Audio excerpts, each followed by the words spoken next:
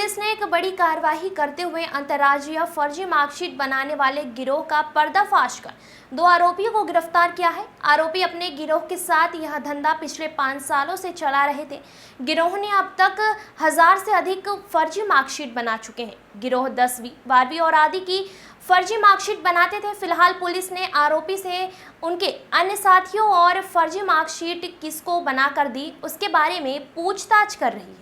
दरअसल इंदौर के विजयनगर थाना पुलिस को मुखबिर से सूचना मिली थी कि एक व्यक्ति जिसका नाम दिनेश तिलोरे निवासी गणेश धाम कॉलोनी खंडवा नाका और मनीष है, जो अपने साथियों के साथ मिलकर पिछले 5 सालों से फर्जी मार्कशीट 8वीं, 10वीं, 12वीं तथा अन्य प्रकार की मार्कशीट तैयार कर लोगों से लाखों रुपए लेकर मार्कशीट देते थे।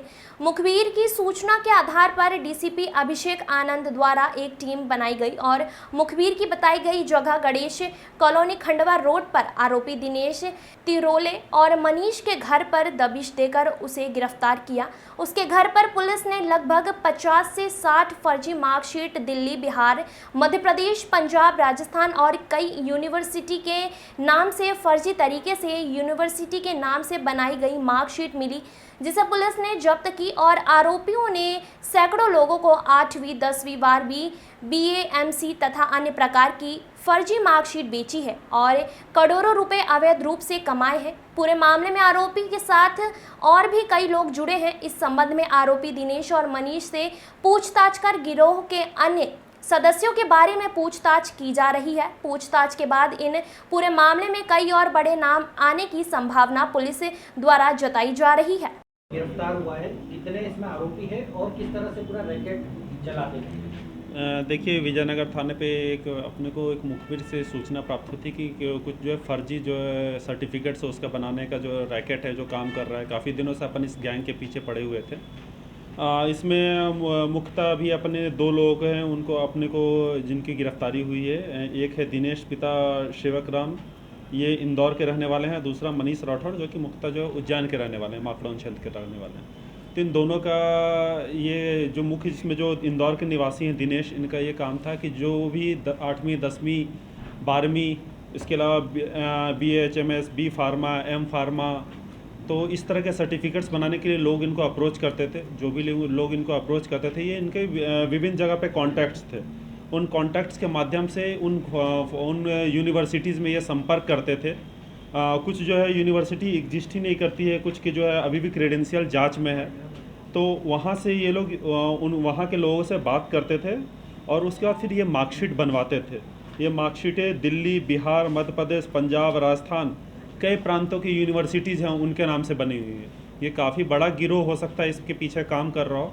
इसमें पुलिस पूरी जो अभी मामला इन्वेस्टिगेशन में इसमें FIR किया गया था विजयनगर थाने पे 420, 467, 468 एंड 471 के IPC के तहत। इसमें अभी 2 आरोपी को गिरफ्तार किया गया। बाकी पूरा प्रकरण जो अभी विवेचना में। सर, कितने रुपए में ये कितने रुपए में मार्कशीट बनाते थे और डिमांड आती थी वैसे मार्कशीट बनाते थे? सर जी हाँ, ये इनके जो मार्कशीट बनाने के अलग अलग रेट्स थे। 10वीं, 12वीं की मार्कशीट 15-20 हज़ार की, इस तरह के जो है अनौपचारिक जो अभी इनके से पूछताछ हुई है जिसमें बताया उन्होंने। उसी तरह जो फार्मा के जो मार्कशीट्स हैं, ये लाखों रुपए लेकर के उन मार्कशीट्स को बनाया करते थे। तो अलग अलग डिग्री के अलग अलग ये इन्होंने रेट फिक्स कर रहे थे। शुरुआती पूछताछ में क्या बताया, कौन कौन से विद्यालय या महाविद्यालयों की मार्कशीट अभी तक इन लोगों ने जारी की? जैसा कि मैंने बताया कि एक भोपाल की यूनिवर्सिटी है जिसके माध्यम से ग्लोबल टेक्निकल यूनिवर्सिटी, जिसके नाम से पहला जो सर्टिफिकेट प्राप्त हुआ था पुलिस को, जिसके बेसिस पे FIR हुआ है, वो हमने यूनिवर्सिटी से जानकारी प्राप्त कर ली। वो जवाब आ गया यूनिवर्सिटी से कि ये मार्कशीट उनके कॉलेज के द्वारा नहीं बनाया गया, तो जिसके बेसिस पे ये प्राथमिक की गई। इसके अलावा जो अन्य यूनिवर्सिटीज़ हैं, दिल्ली के भी यूनिवर्सिटी हैं, बिहार, मध्य प्रदेश के भी, झारखंड, राजस्थान, पंजाब, तो ये विभिन्न जगह की यूनिवर्सिटी है जहाँ के मार्कशीट उन्होंने बनाया। माना जाए कि डिस्टेंस लर्निंग कोर्स का जो है मिसयूज हुआ है, मतलब इस तरीके से लोग जो है सर्टिफिकेट भी ऐसा नहीं, डिस्टेंस लर्निंग जो हमारी सरकार की तरफ से एक जो जेन्युइन एफर्ट्स है लोगों को शिक्षा लोगों के घर घर पहुंचाने का। लेकिन ये लोग जो है जो जिन लोगों के सर्टिफिकेट्स बनवाते थे उनका कोई वो एग्ज़ाम नहीं देते थे, उनका कोई रिकॉर्ड नहीं रहता था।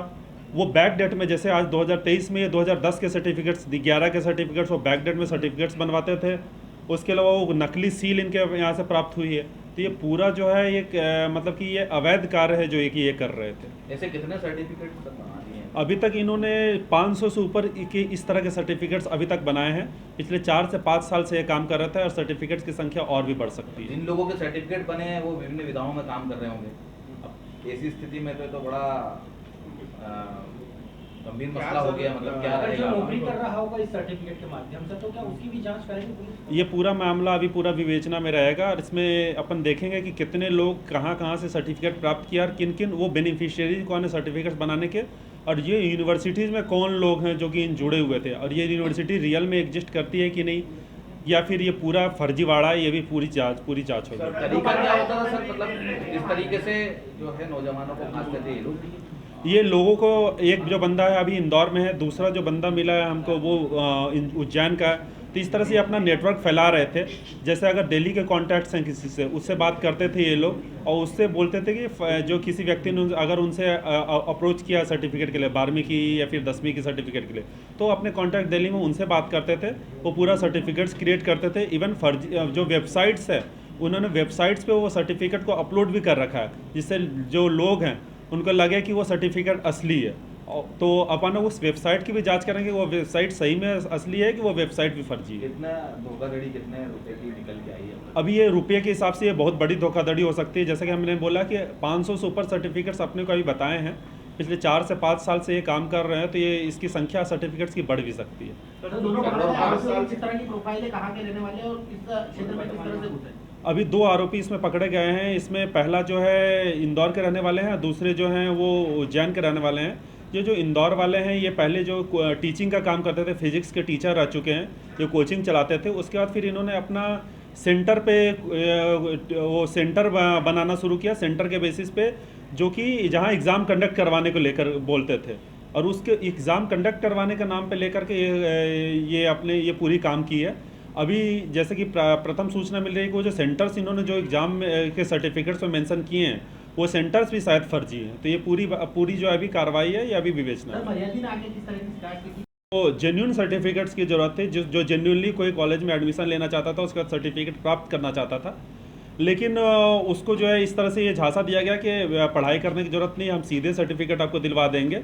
और उसको सर्टिफिकेट का एक सैंपल भी दिया गया था, जिसके बाद से उसको लगा कि ये पूरा उसके साथ धोखाधड़ी हो रही है, उसके साथ गलत चीज़ का झांसा दिया जा रहा है। उसके बाद उसने अपने को पूरी बात बताई। उसके बाद फिर पूरी कार्रवाई हुई। कीमत क्या होती थी सर? जैसा कि मैंने बताया कि अलग अलग सर्टिफिकेट्स के लिए अलग अलग रेट लेते थे। अगर 12वीं के सर्टिफिकेट से 10वीं के सर्टिफिकेट 15-20 हज़ार 25 हज़ार इस तरह के रेट लेते थे। अगर एम फार्मा बी फार्मा के सर्टिफिकेट से तो उनका लाखों में कीमत रहती थी। पिछले 5 सालों से लगातार ये फर्जी तरीके से मार्कशीट बनाने का काम कर रहे थे, और इस बात से भी इनकार नहीं किया जा सकता कि कई ऐसे युवा होंगे जो सरकारी विभागों में भी कार्यरत होंगे या फिर प्राइवेट सेक्टर में भी नौकरी कर रहे होंगे। अब ये पूरी तरीके से उनका भविष्य दांव पर ही है, और ये इन्होंने इस तरीके से फर्जी तरीके से मार्कशीट बनाई है। किस तरीके से इन्वेस्टिगेट आगे करेंगे, क्योंकि फ्रॉड तो हुआ है और बहुत बड़े स्तर पर हुआ है। देखिए, इसमें जो है अपन कोई भी चीज़ को रूल आउट नहीं कर रहे हैं। जो लोगों ने सर्टिफिकेट प्राप्त किया, अपन ये इस चीज़ को देखेंगे कि क्या वो विक्टिम है कि क्या आरोपी है। अगर कोई जेन्युइन बंदा जो है वो सर्टिफिकेट चाहता था और उसको विश्वास में लेकर के धोखा दिया गया, तब उसके साथ फर्जीवाड़ा हुआ, तो इस केस में वो आरोपी नहीं बनेगा। लेकिन अगर कोई इनके साथ सहयोगी था, जो पूरा सर्टिफिकेट प्राप्त करने में और फिर अन्य लोगों को सर्टिफिकेट दिलवाने में उनका सहयोगी था, तो वो भी आरोपी बनेगा। ये पूरा मामला भी इन्वेस्टिगेशन में रहेगा। दिनेश और मनीष के अलावा और कौन लोग हैं जो इनसे जुड़े हुए हैं? अभी वो पूछताछ का विषय है। अपन जो है इनको माननीय न्यायालय में प्रस्तुत करेंगे, उसके बाद फिर पूछताछ के लिए इनके पुलिस रिमांड लेंगे, फिर अन्य नामों के बारे में। मनीष का सर क्या रोल है? मनीष जो काम जो दिनेश यहाँ इंदौर में कर रहा था, मनीष वही काम को उज्जैन में अपना जो है नेटवर्क फैला रहा था। टोटल कितनी यूनिवर्सिटीज और कॉलेजेस की डिटेल आ गई सामने, जिससे रिलेटेड ये लोग अभी मार्कशीट दे रहे थे अनुमानित? मैंने अनुमानित जैसे बताया कि बिहार, मध्य प्रदेश, पंजाब, राजस्थान, दिल्ली, ये प्रांतों की यूनिवर्सिटीज़ के अपने पास डिटेल आए हैं। उसके अलावा अन्य की अपनी पूछताछ। हार्दिक प्रजापत की रिपोर्ट।